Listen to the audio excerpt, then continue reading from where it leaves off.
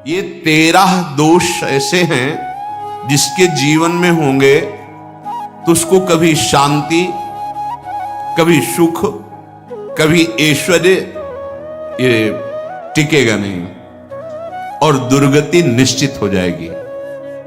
बहुत ध्यान से सुने। एक श्लोक में 6 दोष और दूसरे श्लोक में 7 दोष। उपासक को कभी इन दोषों को अपने अंदर टिकने नहीं देना चाहिए। और जो संसार के मार्ग में चल रहे हैं, अगर इन दोषों में चलेंगे तो वो जो आपके पुण्य कर्मों से ऐश्वर्य है भी वो नष्ट हो जाएगा।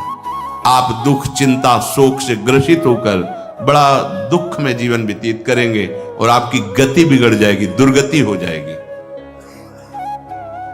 विकत्थनः स्पृहायुर्मनस्वी बिभ्रत कोपम चपलो अरक्षणश्च एतान् पापाः षण्णराः पाप धर्मान् प्रकुर्वते नोऽत्र सन्तः सुदुर्गे संभोग संविद विषमोति मानी दत्तानुतापी कृपणो बलीयान वर्ग प्रशंसी वनितास्तु देष्टा एते परे सप्तनशंस वर्गाः। जो अपने मुख से अपनी बड़ाई प्रशंसा करता है, ये 13 लिख लो दिमाग में, डायरी में, क्योंकि ये नोट हो रहा है, आवाज डाली जाएगी, आप बार बार सुन, इनसे बचिए। अपनी बड़ाई, अपनी प्रशंसा कभी अपने मुख से नहीं करना, नहीं तो आपके पुण्य नष्ट हो जाएंगे, बुद्धि भ्रष्ट माने गिर जाएगी। अगर परमार्थ में चल रहे हैं तो भी, और व्यवहार में तो पुण्य नष्ट हो ही जाएंगे। बुद्धि गिरी हुई तभी ऐसी बात होती है। और यह दोष बहुतायत है, ये बहुत प्रभावशाली है। अपनी बड़ाई मारना,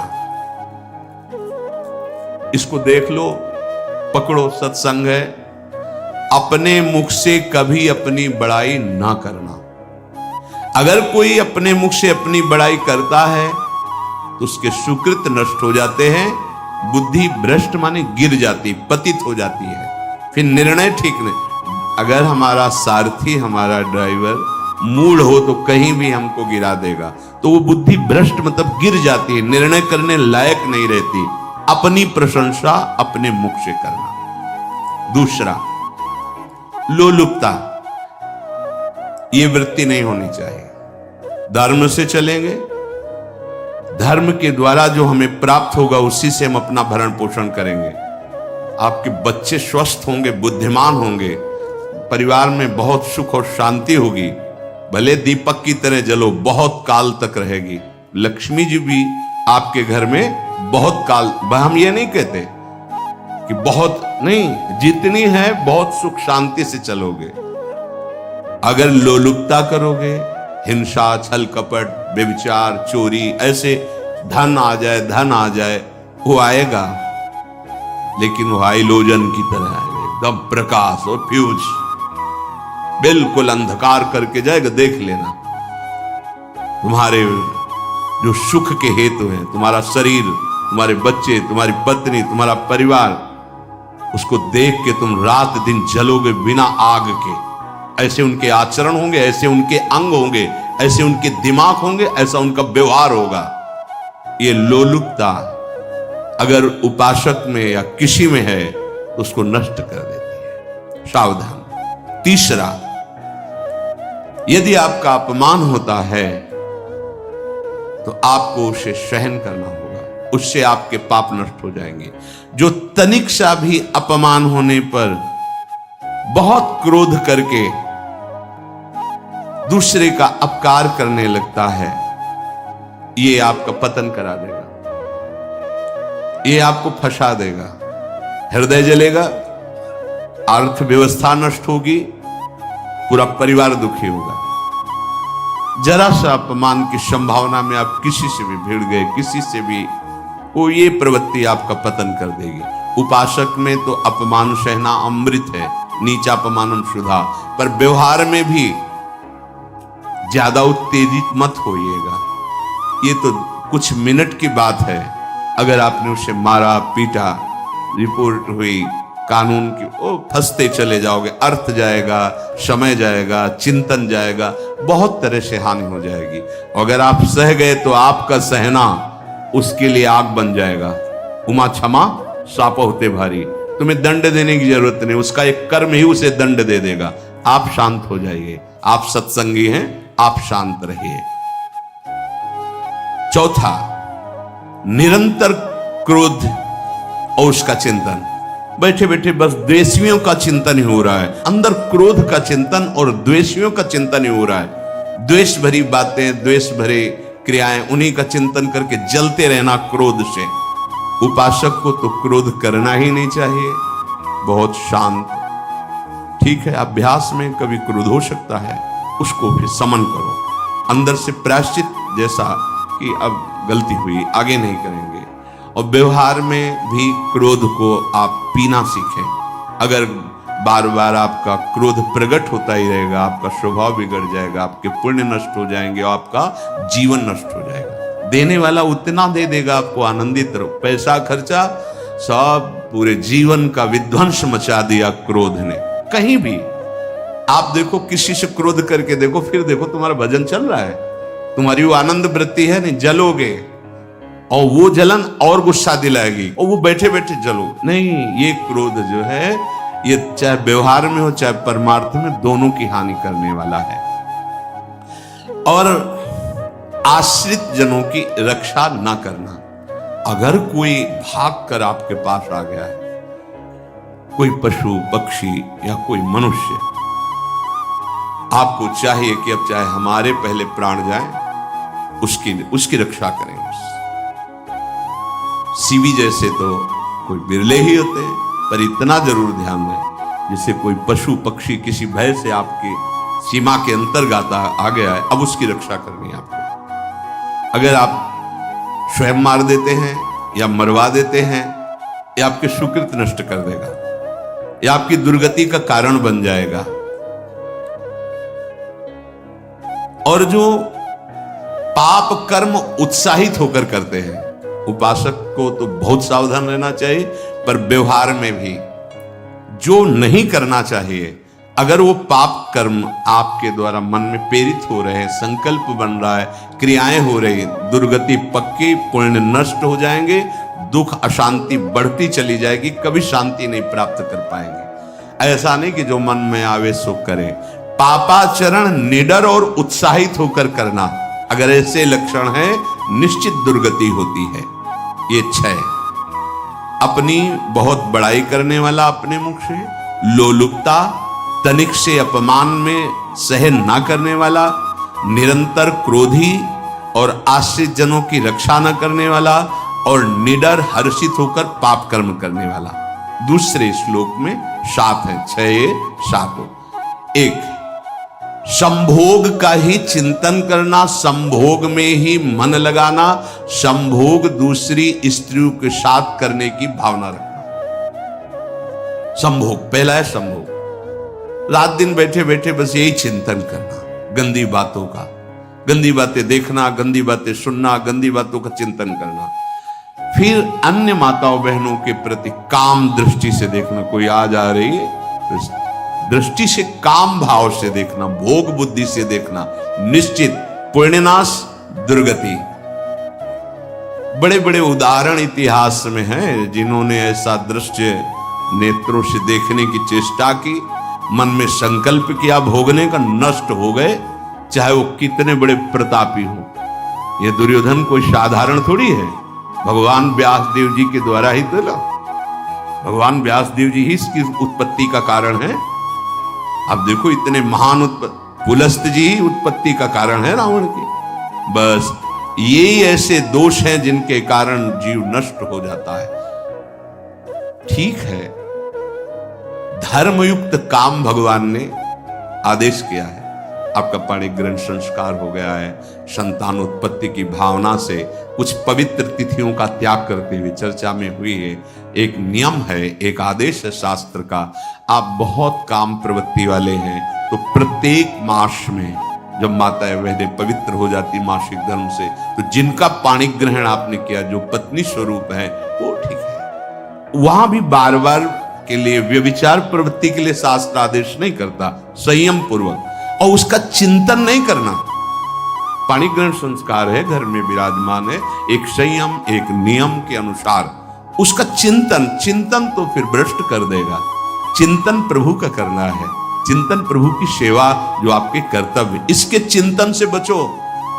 घातक है, बहुत बड़ा जहर है। अगर विषय चिंतन होने लगा तो मरोगे, जिंदा जलोगे, दुर्गति भी होगी। ये अंदर की जो आग है ना, कामाग्नि, ये इतनी बढ़ती चली जाएगी, तुम्हारे होश खराब हो जाएंगे कि मुझे क्या करना चाहिए, क्या नहीं करना चाहिए। कुआ मदांधो मदनातुरोमा, अंधा हो जाएगा, नहीं दिखाई देगा अनुजा तनुजा क्या है कौन है, कुछ नहीं, भ्रष्ट बुद्धि। संभोग का चिंतन नहीं। धर्मयुक्त काम आदेश है शास्त्र में। यदि आप प्रवृत्ति मार्ग में हैं तो अपनी पत्नी को जो पाणी ग्रहण स्वीकार किया है, वहां भी पवित्र तिथियों का त्याग करते हुए, एकादशी है, रामनवमी है, नव दुर्गा है, जन्माष्टमी है, राधाष्टमी, जो पवित्र तिथियों का त्याग करते हुए और ऐसे जो मर्यादाएं हैं उसके अनुसार, और कहीं पराई स्त्री के साथ संभोग के बाद निश्चित दुर्गति पक्की है। ऐसे ही माताओं के लिए है, स्त्री शरीर के लिए है। यदि वो ऐसी गलत चेष्टा, तो पतिवंचक परपति रति करही, रो नरक कल्पसत परही। ये भोग चिंतन से बचने की चेष्टा कीजिए तो क्रिया से अपने आप बच जाएंगे। क्रिया के पहले चिंतन होता है, चिंतन से ही क्रिया का आवेश आता है। चिंतन संभालिए, इसी से भगवत प्राप्ति होती है, चिंतन से, और इसी से दुर्गति भी होती है। अनन्यस चिंतयन्तु माम, भगवान चिंतन करें, मेरा करो, कर्तव्य कर्म मेरे को समर्पित करो। अब जब चिंतन संभोग का होगा तो बुद्धि भ्रष्ट हो जाएगी। ये जो राक्षसी प्रवृत्तियां सुनने को मिलती है ना, कि ऐसा हुआ, वो देखा सुना और चिंतन किए, अब इतनी राक्षसी वृत्ति आ गई कि बस अब उनमें और राक्षसों में कोई अंतर नहीं रह गया। दूसरा, विषमता रखने वाला, सबके साथ बर्ताव ऐसा कि मैं बहुत श्रेष्ठ हूं और दूसरे सब नहीं, ऐसा व्यवहार। सब भगवत स्वरूप है, समान व्यवहार। जैसे आपके भोजन है, जो आप पा रहे हो वही सबको दीजिए। बैठने की व्यवस्था, उठने की व्यवस्था, क्रम बाय क्रम, पर उसको भी नीच भाव से मत देखिए। उस कोटि का उसको प्यार दीजिए, दुलार दीजिए, सम्मान दीजिए। इतनी विषमता न फैलाते रहे अपने जीवन में कि आप सबके निंदा के पात्र बन जाए। विषमता नहीं, सबको प्यार। हाँ ठीक है, पुत्र का अलग प्यार है, भाई का अलग प्यार है, पिता का अलग प्यार है, पर हमारा व्यवहार प्रीति युक्त होना चाहिए, विषमता भरा नहीं होना चाहिए। अगर हमारे चित्त में विषमता ही रही तो संसार है, प्रभु नहीं है। जीत विषम संसार कीर्ति जग बिस्तर है। जो विषमता पर विजय प्राप्त कर लेता है वही भगवत प्राप्ति का अधिकार। ये विषमता बहुत बड़ी हानि है। तीसरी बात, अत्यंत मानी होना। जहां आपके प्राण कमजोर होंगे, पुण्य नष्ट होगा, आयुश्री सब नष्ट होना है, ऐसे आचरण करवाएगा गुरुजनों के साथ, महापुरुषों के साथ। ये बहुत नीच प्रवृत्ति है। अत्यंत मान प्रियता, मुझे सम्मान मिले, उत्तम प्रवृत्ति है। सबको मान देना, स्वयं अमानी रहना।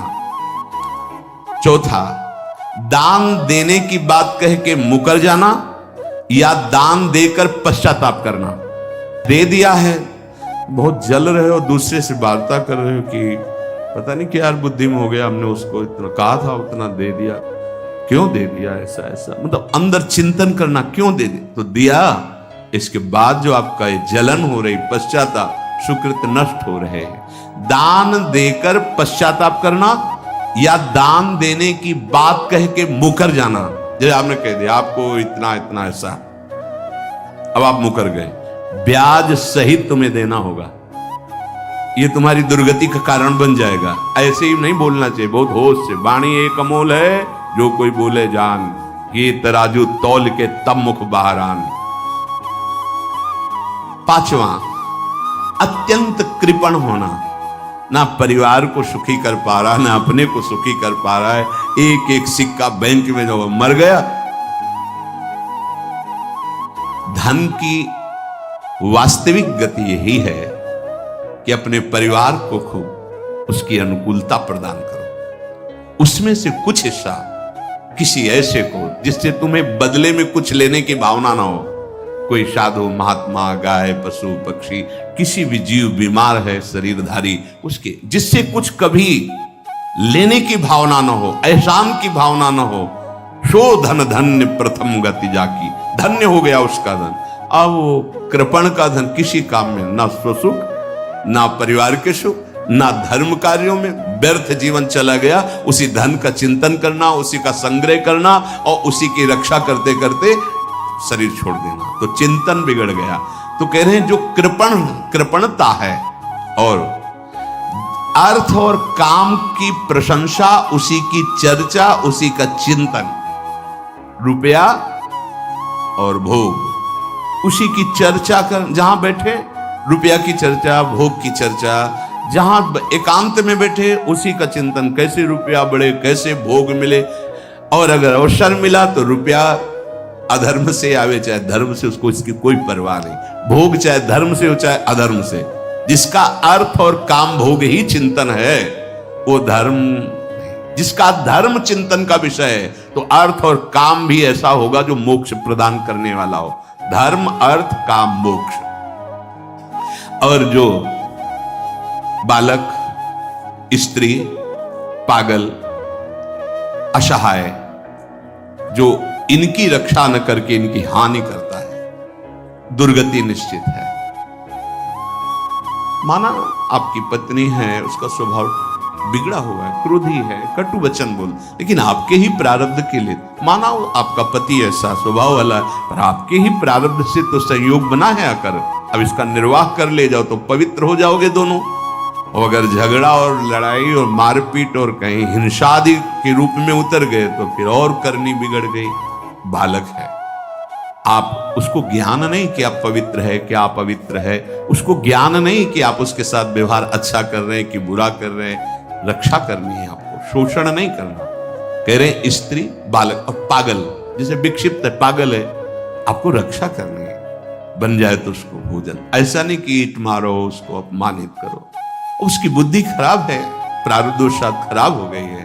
तो शास्त्र आज्ञा करता है स्त्री, बालक, जैसे पागल, विक्षिप्त आदि है, असहाय है, असमर्थ है, बूढ़ा है, वो आप सेवा भी करो तो गाली दे सकते हैं, उनकी बुद्धि बिगड़ गई, आपको उनको दंड नहीं देना, मारना नहीं है आपको। मान लो आपके बड़े बूढ़े बुजुर्ग जन हैं, आप सेवा भी कर रहे हो तो आपको कटु वचन बोल सकते हैं, आपकी निंदा कर सकते हैं, लेकिन आपको उनके साथ व्यवहार सद करना है। अगर आपने इन दोषों को स्वीकार किया तो निश्चित आपकी दुर्गति होगी, ना इस लोक में आपको शांति मिलेगी ना परलोक में। इसलिए इन दोषों को बार बार सुन करके और हृदय में जांचो कि कहीं है तो नहीं, अगर है तो सत्संग, भजन बल, भगवत प्रार्थना के बल से इन दोषों का त्याग कर दो, जीवन मंगलमय हो जाएगा। शेष चर्चा आगे। श्री राधा वल्लभ लाल।